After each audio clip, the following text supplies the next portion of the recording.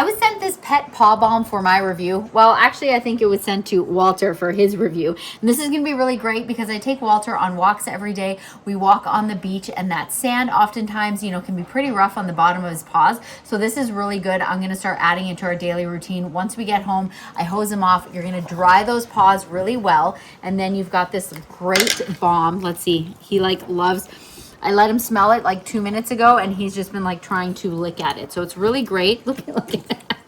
So you have this balm right here, and you just take it and you just rub it on the bottom of their paws. I know they also have ones for like nose and all kinds of like in their creases and stuff. This one, honestly, it smells so good. I think there's like, there's shea butter in here. There's coconut oil. There's beeswax in here. So I will probably even put this on his little nose, but you can get one specifically for his nose. But clearly it is approved by Walter and definitely by me too.